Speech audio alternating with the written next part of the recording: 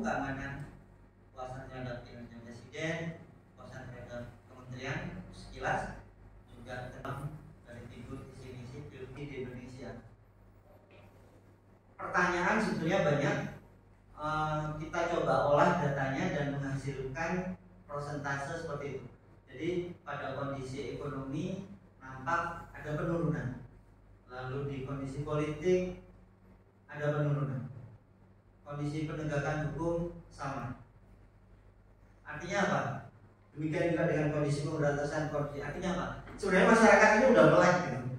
Jadi mereka ini tahu bahwa Indonesia sedang tidak baik-baik saja. Wacana yang kemarin sempat beredar bahwa kondisi tidak baik-baik saja ini hanya dibaca oleh masyarakat kelompok kelas menengah kota, itu ternyata tidak terbukti di survei kami. Jadi masyarakat di level pedesaan itu sudah paham tentang hal ini. Stabilitas presiden. Berikutnya mas. Berikutnya. Nah, jadi itu ada apa? Salah naruh ini slide. Ini penilaian kepuasan terhadap kinerja presiden, lembaga penyelenggara pemilu dan aparat penegak hukum DPR RI. Pertanyaan yang diajukan beragam, yaitu terkait kebijakan presiden, aktivitas Bawaslu, KPU, layanan yang diberikan kepolisian, kasus-kasus yang ditangani kejaksaan, kebijakan yang diambil oleh MK, aktivitas dan kebijakan anggota DPR RI.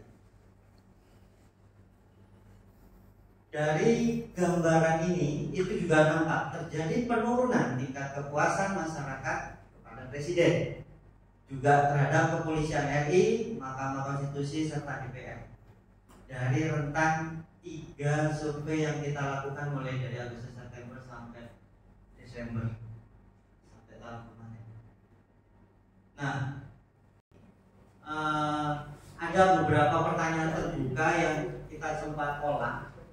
Jadi ini ada beberapa statement dari responden saat ditanyakan kenapa sih nggak percaya lagi sama Pak Jokowi. Pertama, ternyata kasus pencalonan Gibran itu masih menjadi catatan penting bagi sebagian besar responden. Dan ya ini memang apa, cacat presiden kita yang memang sudah tidak bisa lagi. Yang kedua, presiden dianggap telah memobilisasi alat-alat negara sehingga masa pemilu atau pemilu akan tidak berlangsung secara jurdil. 3, responden beranggapan Presiden Jokowi sekarang bukan Jokowi yang dulu. Hal ini dikarenakan ketidakkonsistenan presiden dalam memberikan statement dari waktu ke waktu, seperti statement presiden yang mengatakan anaknya tidak akan mencalonkan diri menjadi wapres, ternyata mencalonkan dan sebagainya. Jadi kalau kita melihat efektivitas video di TikTok ya, untuk muncul 30 detik 1 menit yang nunjukin inkonsistensi. Jadi dari yang sebelumnya ngomong A menjadi ngomong B, itu ternyata efektif untuk dapat merubah perilaku dari masyarakat terhadap melihat kondisi negara. Ini efektif banget.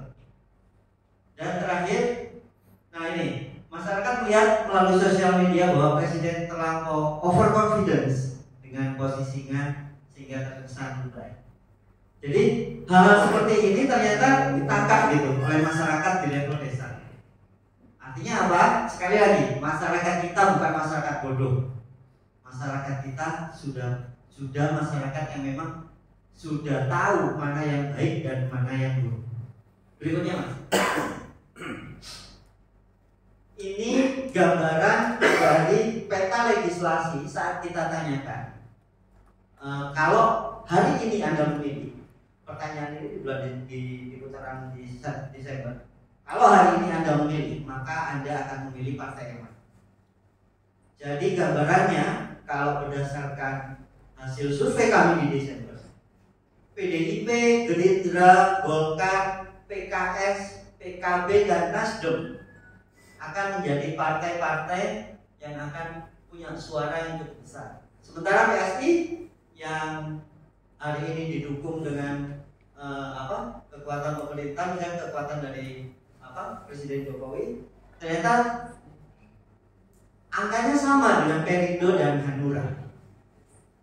Jadi kalau saya boleh menarik garis ya, apa yang dilakukan PSI kemarin pasca Kaisang terpilih menjadi ketua dengan menebar banyak sekali baliho dan sebagainya, ternyata tidak cukup efektif untuk membuat masyarakat memilih PSI. Berikutnya Mas.